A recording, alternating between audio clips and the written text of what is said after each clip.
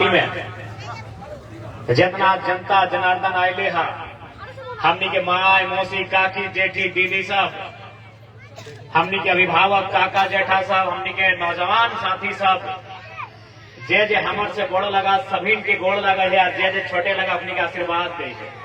तमाम जनता जनार्दन के नमस्कार करे है, सलाम पेश करे है, जोहार करे है।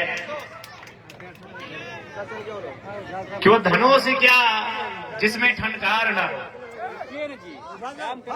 वो धनुष क्या जिसमें ठनकार न हो, वो घुंघरू ही क्या जिसमें झनकार न हो, वो कर्जा ही क्या जिसे चुकाने में आभार न हो, और वो चुनौती ही क्या जो 2024 के चुनाव में स्वीकार न हो। ये चुनाव हो लोकसभा के चुनाव, देश के सर्वोच्च चुनाव, एक से प्रधानमंत्री के चयन में हुआ है। यानी लोकसभा में जे भी हमने के प्रत्याशी चुन के जीता है वो झारखंड के समस्या के, झारखंड के बृहद समस्या के लोकसभा के सदन में उठाता है, और जब वहां बात के उठाते है दाखिल जीता है तो समस्या के समाधान में। इसलिए लोकसभा के चुनाव है आज, चूंकि जामताड़ा क्षेत्र है, और जामताड़ा क्षेत्र की अगर हमने बात करें जीवाए तो जामताड़ा केवल झारखंड में ना फेमस हो, अरे जामताड़ा गोटे दुनिया में फेमस हो। जामताड़ा गोटे दुनिया में फेमस हो। जामताड़ा में साइबर क्राइम के नाम से पूरा दुनिया फेमस हो। और यहाँ पुलिस वाला दादा अले अपनी बड़ी परेशान रहते हैं कि भाई कैसे धारे पार भाई, अपनी दिमाग बड़ी तेज है। तो देखिए सबसे पहला बात है कि हम साइबर क्राइम का पक्ष नहीं रखेंगे, लेकिन हाँ एक चीज तो कहेंगे, जामताड़ा जैसे सुदूर ग्रामीण क्षेत्र में विकास का जहाँ अभाव नहीं, धनबाद को चलिए मानते हैं, धनबाद हाईटेक जगह है, वहाँ कोयला है, लेकिन जामताड़ा जैसे ग्रामीण क्षेत्र में अगर कुछ लोग साइबर अपराध पे बढ़ते हैं, ठीक है मानते हैं वो दोषी हैं, गलत लोग हैं, लेकिन उनके दिमाग की प्रशंसा करनी होगी।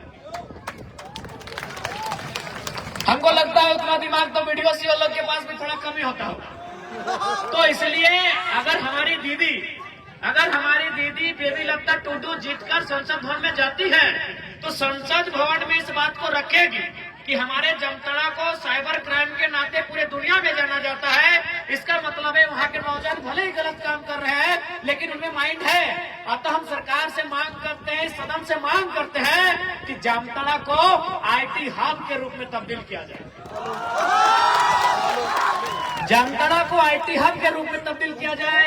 जामताड़ा को बढ़िया इंजीनियरिंग कॉलेज प्रोवाइड किए जाए, ताकि यहाँ के नौजवान जो गलत दिशा में जा रहे हैं, जो अपराध का चयन कर रहे हैं, वो अपनी ऊर्जा का उपयोग इस देश को बनाने में, झारखंड को बनाने में और झारखंड को सजाने में लगे।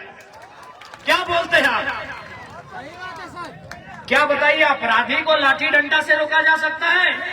क्या नक्सल समस्या का समाधान गोली से है? नहीं, सामाजिक न्याय से है, शिक्षा से है, रोजगार से है, एक बढ़िया पॉलिसी से है। इसलिए जब हमारी दीदी उठ के जाएंगे तो जामताड़ा में अगर कुछ मांग करेंगे तो प्रयास होगा इनका कि जामताड़ा जिला को एक IT हब के रूप में डेवलपमेंट किया जाए, ताकि यहाँ के नौजवान जो गलत दिशा में भटक रहे हैं उन्हें सही दिशा मिले, सही रास्ता मिले, अपराध कम हो, पुलिस की परेशानी कम हो, ऐसा प्रयास किया जाए।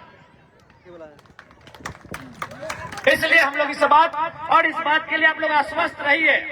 नए लोग आए हैं पॉलिटिक्स में, नया बदलाव करेंगे।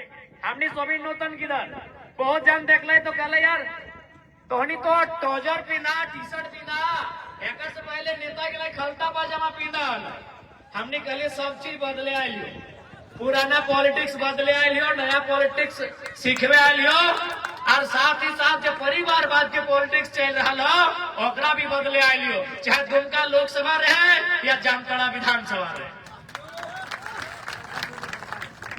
एक बात स्पष्ट जान लीजिए तमाम मतदाता, चूंकि आज भी हमारे जो मतदाता है उनमें कहीं ना कहीं चेतना की कमी है, जागृति की कमी है।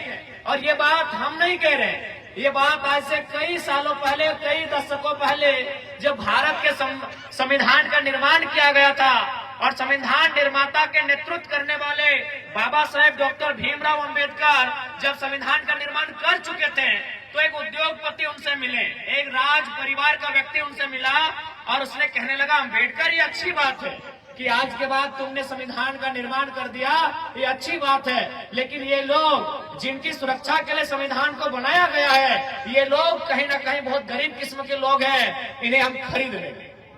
डॉक्टर अंबेडकर ने अपने आंखों से चश्मे को उतारा, उस चश्मे को अपने रुमाल से पोंछा और थोड़ा भावुक हो गए और उन्होंने कहा, हाँ आप सही बोल रहे हैं। क्योंकि आज भी शोषित वंचित लोग, किसान कामगार लोग, उनकी आर्थिक स्थिति इतनी दयनीय है कि आज उनके वोट को खरीदा जा सकता है, लेकिन जिस दिन ये लोग शिक्षित हो जाएंगे, संगठित हो जाएंगे और संघर्ष करेंगे, आप जैसे नेताओं को कभी जगह नहीं मिलेगी।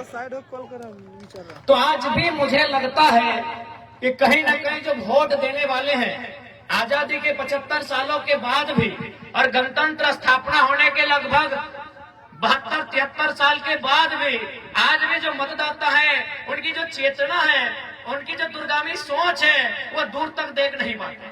देखिए, सबसे पहला बात, यदि आप चाहते हैं कि भारत देश का भला हो, यदि आप चाहते हैं झारखंड राज्य का भला हो, तो आपको भी मालूम है कि भले इस देश में 10 प्रकार के धर्म है। आज भारतीय संविधान में 10 प्रकार के धर्म है। 11वां में दीदी ने बात को उठाया कि आदिवासी समुदाय सरना धर्म कोड की मांग करता है। निश्चय ही हमारे प्रत्याशी सदन में इस बात को उठाएंगे। 10 प्रकार के धर्म इस देश में मान्यता है, 10 का अपना अपना मान्यता है। कोई ईश्वर को मानता है, कोई अल्लाह पे विश्वास रखता है, तो कोई कहीं और विश्वास रखता है, कोई महाराज बोलो तो कोई बूढ़ा बाबा में विश्वास रखता है। लेकिन आपको भी मालूम है, इस देश का उन्नति, इस देश की तरक्की का रास्ता, इस देश की तरक्की का रास्ता संसद से होकर गुजरता है। इसलिए आपका ध्यान संसद में होना चाहिए, वहां भी आपकी आस्था होनी चाहिए। बाकी आपकी जो आस्था है, बिल्कुल उसका हम लोग सम्मान करते हैं।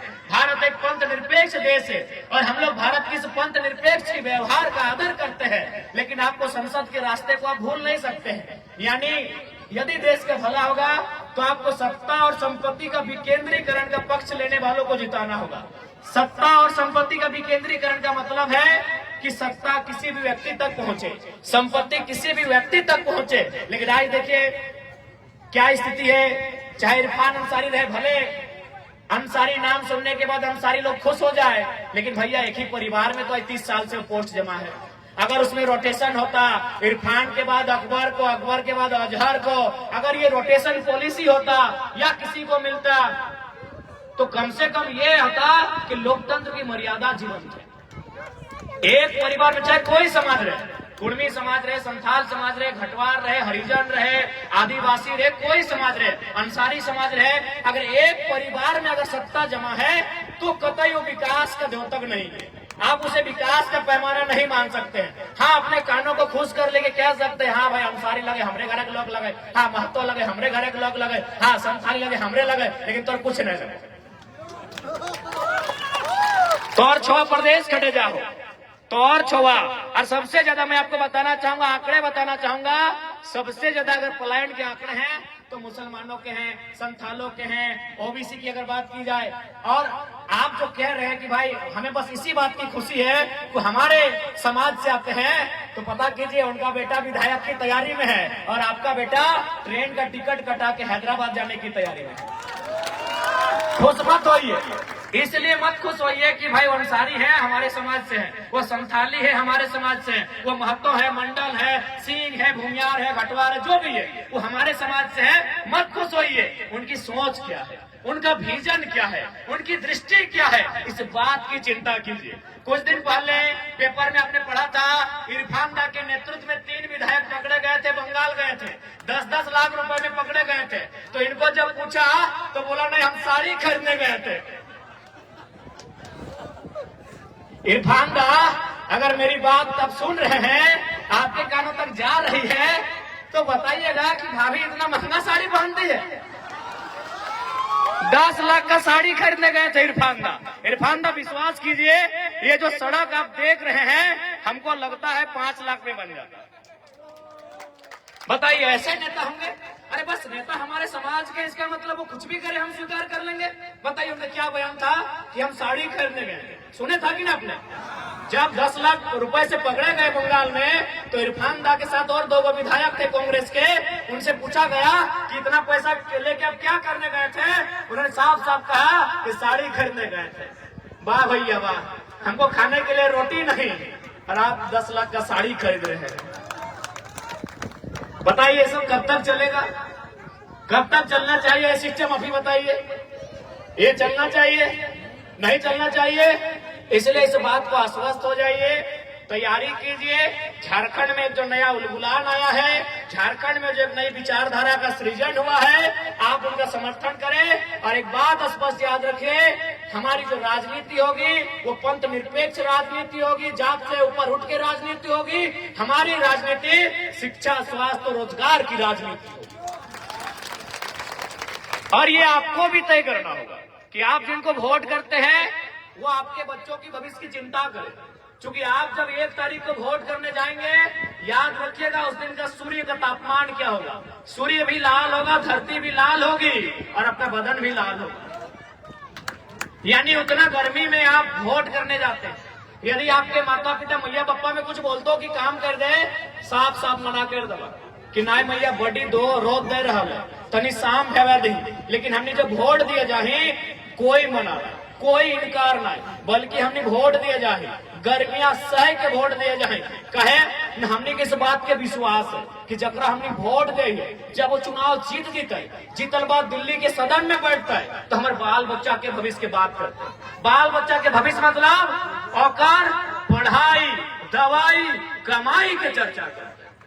पढ़ाई यानी शिक्षा, दवाई यानी स्वास्थ्य और कमाई यानी रोजगार के चिंता करते हैं। लेकिन अपने की कर 10 लाख के साड़ी कहाँ से मिलते? इसलिए आज और एक बार, जितने भी हमारे संथाल समुदाय के लोग आते हैं, मैं आपसे भी आग्रह करना चाहूंगा, हमें तोहनियों से विनती करे चाहे कि देख ले, एक परिवार से संथाल समाज का भला नहीं हो। आज आप देखिए, दीदी ने भी बताया कि यदि मुख्यमंत्री 2 सीट से लड़े थे, बरहेट और दुमका, यदि उनको दुमका का सीट छोड़ना चाहिए था तो बुधू सोरेन को लड़ा देते, बुधू सोरेन को लड़ा देते। अरे कोई गरीब संथाल होगा, आप अपना किसको लड़ाते हैं? बसंत सोरेन को। मंत्री किसको बनाते हैं? बसंत सोरेन को। आप किसको लड़ाए हैं? कल्पना सोरेन को। मुख्यमंत्री किसको बनाएंगे? कल्पना सोरेन को। और बाकी संथाल लोग क्या करते हैं? टेम्पो में बैठते हैं, धनबाद जाते हैं और मजदूरी करने का काम करते हैं। और फिर भी हम बोलते हैं कि हाँ हमारा मसीहा है। जो लोग हमारे बच्चों की चिंता नहीं करें वो आपके समाज का क्यों ना रहे। अगर आप बीमार होंगे तो इलाज आपको डॉक्टर के पास करना होगा, यदि आपके पास पढ़ेंगे तो आपको स्कूल भेजना होगा, तब आपका जात काम नहीं आता। तो इसलिए कम से कम अगर वो संथाल समाज का ही भला चाहते हैं तो बसंत सोरेन के जगह बुधू सोरेन को चुनाव लड़ाते, कल्पना सोरेन के जगह कविता सोरेन को चुनाव लड़ाते, तब हम मानते कि हाँ आप संथाल समाज का भला चाहते हैं। एक परिवार से किसी भी समाज का भला नहीं होगा। और आज मुख्यमंत्री रहे, ठीक है, उन्होंने आदिवासी भावना का कार्ड खेला, आदिवासी का वोट मिला, लेकिन बताइए उनका पीए कौन है? उनका पीए है पिंटू श्रीवास्तव, उनका पीए है कौन है? साहेबगंज वाला जी पंकज मिश्रा। और कितना घोटाला? करोड़ों। इसलिए आज झारखंड की तकदीर को बदलने का समय है, नहीं तो आने वाली पीढ़ी हमसे सवाल करेगी। आज 23 साल हो गए झारखंड अलग राज्य के। आज इसी राज्य को अलग करने के लिए कभी तिलका मांझी, शेख भिखारी रघुनाथ महतो, तो कभी जयपाल सिंह मुंडा, निर्मल महतो, दिसम गुरु CB Soren, comrade AK Roy और निर्मल महतो के शहादत से बनकर ये तैयार हुआ है झारखंड। और आज देखिए झारखंड किनके कब्जे में। आज यहाँ के अस्पतालों में चले जाइए, आज यहाँ के बड़े बड़े कंपनियों में चले जाइए, आज यहाँ के बड़े बड़े कारखानों में चले जाइए, हर जगह के झारखंड के लोगों का दबदबा है। कहे भाई, इस दिन के लिए हमने झारखंड राज्य अलग नहीं किया था, इस दिन के लिए हमारे पूर्वजों ने बदन पे लाठियां नहीं खाई थी, इस दिन के लिए हमारे पूर्वज जेल नहीं गए थे। इसलिए आज हम इस बात को तय करना होगा कि झारखंड हमारे रक्त से बना है, इस रक्त के आहूत से बना झारखंड वह हमारा अधिकार होना चाहिए।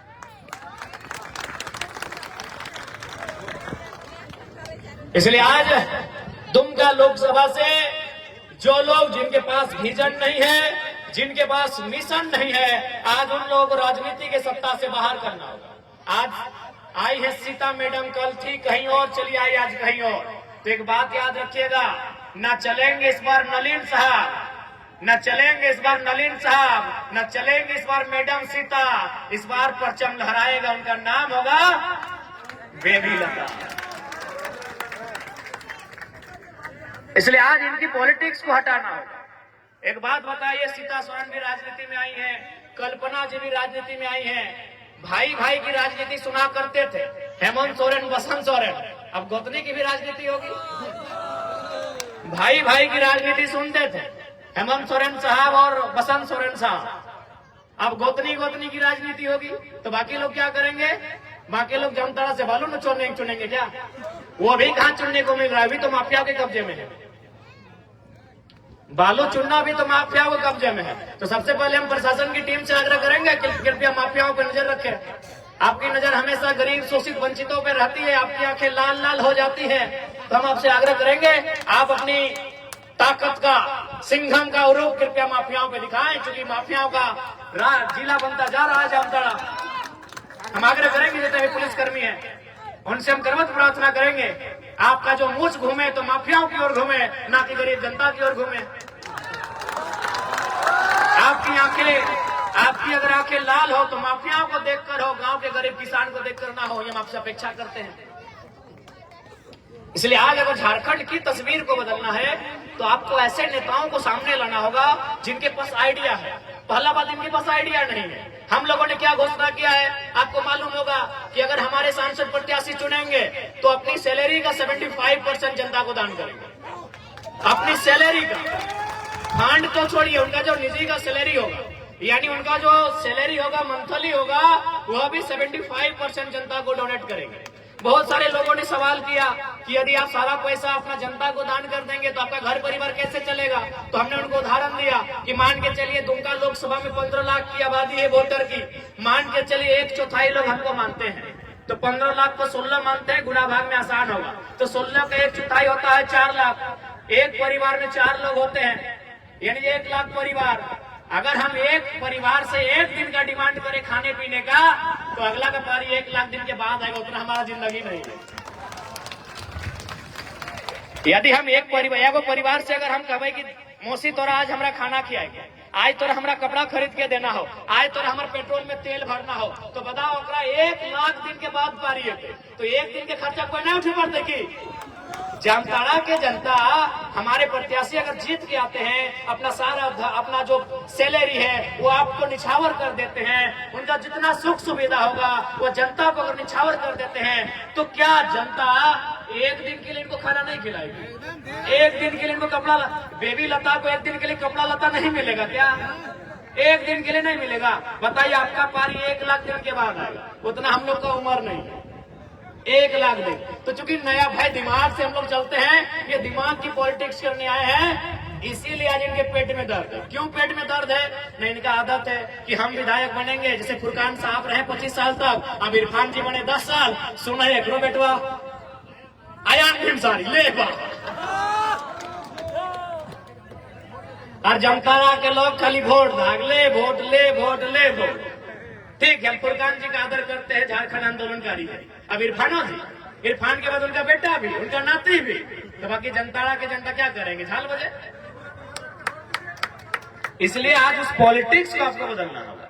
अगर इस पॉलिटिक्स को आप नहीं बदलते हैं, अगर नेताओं की सोच को नहीं बदलते हैं, नेताओं की सोच को झटका नहीं देते हैं, तो ये नेता कभी आपके बच्चों के बारे में नहीं सोचे। बताइए, 10 लाख का साड़ी खरीदने पहुंच गए हैं, लेकिन 5 लाख का सड़क नहीं बना रहे। क्यों नहीं? इनको मालूम है अकबरवा जीते कहा अंसारी हो, अंसारी हम अंसारी, हमरे वोटवा देते। तो इसलिए इस माइंडसेट को बदलना होगा। आज नए लड़के लोग राजनीति करने आए हैं, उनका स्वागत कीजिए। आज टी-शर्ट और ट्राउजर पहनकर युवा लोग राजनीति करने आए हैं, उनका स्वागत कीजिए। नहीं तो सूट पैंट वाले लूट के ले जाएंगे, लूट के ले जाएंगे आपके बच्चों के बेहतर भविष्य, लूट के ले जाएंगे आपके बच्चों के बेहतर शिक्षा की व्यवस्था को, लूट के ले जाएंगे आपके बच्चों के स्वास्थ्य की व्यवस्था को, लूट के ले जाएंगे आपके बच्चों के रोजगार को। इसलिए नए युवाओं का राजनीति में स्वागत कीजिए। आज देखिए, जब से कल्पना मैडम राजनीति में आई है, पूरा सिस्टम उनके पीछे है। अरे इतना सिस्टम, इतना संसाधन अगर झारखंड में लगा दिया जाता तो स्वर्ग से सुंदर मेरा झारखंड होता। कभी भी अगर कल्पना भाभी गुजरेंगी तो देखिएगा उनका काफिला, देखिएगा उनके पास जो संसाधन है, देखिएगा प्रशासन कितना एक्टिव रहती है, देखिएगा कि पुलिस कितना एक्टिव रहती है। अगर उतना सिस्टम को जनता के लिए छोड़ दिया जाता, अगर उतना सिस्टम को, संसाधन को जनता के लिए लगा दिया जाता, तो झारखंड पूरे भारत देश का अव्वल प्रदेश होता, सबसे अव्वल प्रदेश होता। इसलिए आज आपको इन विषयों को सोचना होगा कि आज ये लोग अपने परिवार के बाहर कहीं नहीं सोच रहे हैं। सही बात कहा दीदी ने कि हमने डिमांड किया कि स्थानीय नीति बनाइए, हमने डिमांड किया कि नियोजन नीति बनाइए, उन्होंने नियोजन नीति बना लिया है। आदरणीय हेमंत सोरेन जी ने नियोजन नीति बना लिया है। क्या है उनकी नियोजन नीति? तो नियोजन मतलब क्या आता है? नौकरी। तो उन्होंने नियोजन नीति बना लिया है। उनकी नियोजन नीति में चपरासी बनने का मौका नहीं मिलेगा, उनकी नियोजन नीति में बीडीओ, सीओ, दरोगा बनने का मौका नहीं मिलेगा, उनकी नियोजन नीति में वकील, डॉक्टर, इंजीनियर बनने का मौका नहीं मिलेगा, उनकी नियोजन नीति में एमएलए बनने का मौका मिलेगा, सिर्फ उनके परिवार को मिलेगा। ये उनकी नियोजन नीति है। क्या गलत बोल रहे हैं? आज कल्पना भाभी के बाद हो सके उनके परिवार का कोई सदस्य होगा, सीता भाभी के बाद उनका कोई बच्चा चुनाव लड़ेगा, तो बाकी जनता जो दुमका के संथाल समाज के ही लोग हैं वो क्या करेंगे? केवल उनका जीवन भर वो झंडा ढोएंगे, केवल उनका जीवन भर नारा लगाएंगे। बदले में उनके बेहतर विकास के लिए, बेहतर भविष्य के लिए रोड मैप क्या है? क्या है आपके पास 5 साल का प्लानिंग? क्या है आपके पास 10 साल का प्लानिंग? बताइए। तो केवल सरकार बनाने से नहीं होगा। कुछ दिन पहले हम एक आईएएस से बैठे थे, उन्होंने बड़ा अच्छा चर्चा किया कि अगर आप जैसे पढ़े लिखे नौजवान संसद बन के आएंगे तो हम लोग स्वागत करते हैं, आइए आपके साथ हम लोग, हमारे डीएमटी फंड में करोड़ों रुपया पड़ा है, हम लोग कहीं अस्पताल तो कहीं कुछ काम करने का काम करेंगे, बशर्ते आपका साइन का जरूरत पड़ेगा, आइए आपका वेलकम है। लेकिन इनके पास रोड मैप ही नहीं है, इनके पास नली गली सड़क और परिवार की पूंजी के अलावा कोई रोड मैप नहीं है। इसलिए आज सदन में ऐसे काबिल लोगों को भेजिए, जब वो सदन में जाए, देश के प्रधानमंत्री के सामने, देश के स्पीकर के सामने जो उस समय बनेंगे, उनसे ये सवाल होगा कि झारखंड राज्य आपको 40% खनिज देता है, कोयला देता है, अभ्रक देता है, ब्रोमाइड देता है, क्रोमाइड देता है, यूरेनियम देता है, थोरियम देता है, बॉक्साइड देता है, चूना देता है, पत्थर देता है, तो 40% अगर खनिज झारखंड देता है, तो आज बदले में 23 साल के बाद, 24 साल के बाद झारखंड 40 मिनट का मीटिंग अपने ऊपर चाहता है कि आप 40 मिनट का मीटिंग झारखंड पे करें। उस 40 मिनट के मीटिंग में झारखंड के लिए रोड मैप बनाए कि कैसे यहाँ के जो बुनियादी ढांचे हैं उनमें सुधार होगा, कैसे यहाँ की शिक्षा को सुदृढ़ किया जाएगा, कैसे यहाँ की स्वास्थ्य व्यवस्था को मजबूत किया जाएगा, और कैसे यहाँ मैक्सिमम रोजगार के साधन सृजन होंगे, और कैसे झारखंड जीडीपी के मामले में टॉप स्टेट में आएगा। आप 40 मिनट का मीटिंग कीजिए, आप 40 मिनट का डिस्कशन कीजिए, ये सवाल हमारा होगा। और क्यों नहीं होगा भाई? केवल हम लोग बंधुआ मजदूर बनेंगे? बताइए तो। खनिज हमारा, कोयला हमारा, चूना हमारा, पत्थर हमारा, बालू हमारा, और हमारे नौजवान सूरत में, हमारे नौजवान गुजरात में, हमारे नौजवान बंबई में, हमारे नौजवान कर्नाटक में, हमारे नौजवान गुजरात में, हमारे नौजवान केरल में। आखिर ये कब तक चलेगा बताइए? मीडिया है तो क्या है, बैठ के करो नहीं, यहाँ आदमी क्या करता है? बैठ के नहीं होगा तो। हाँ ठीक है ना काको। तो सही खातिर हमने जब दिल्ली जिबाए तो सवाल इस बात के बताए कि झारखंड के साथ सौतेला व्यवहार आखिर क्यों, झारखंड के साथ अन्याय क्यों, झारखंड के साथ जुल्म क्यों, झारखंड के साथ दुराचार क्यों। आज तोहनी की एक बात बताए, वो तोहनी के काफी आश्चर्य लगता, काफी हंसी भी लगता। अच्छा एक बात बताओ कि नारियल कहाँ मिला है? नारियल कहाँ मिला है बताओ तो? नारियल दक्षिण भारत में, केरल में, तमिलनाडु में, हैदराबाद में, आंध्र प्रदेश, तेलंगाना में। अच्छा एक बात बताओ, अगर दक्षिण भारत के नारियल अगर झारखंड रहता है तो रेट में अंतर बताए कि सेम रेट रहता है? रेट में अंतर बताए, यानी अगर केरल में नारियल के दाम है 5 रुपया तो झारखंड में 50 रुपया। बात ठीक है। अच्छा एक बात बताओ कि अंगूर कहाँ मिला है? अंगूर कहाँ पाया जाता है बताओ? अंगूर मिला है शायद नासिक में। अब बताओ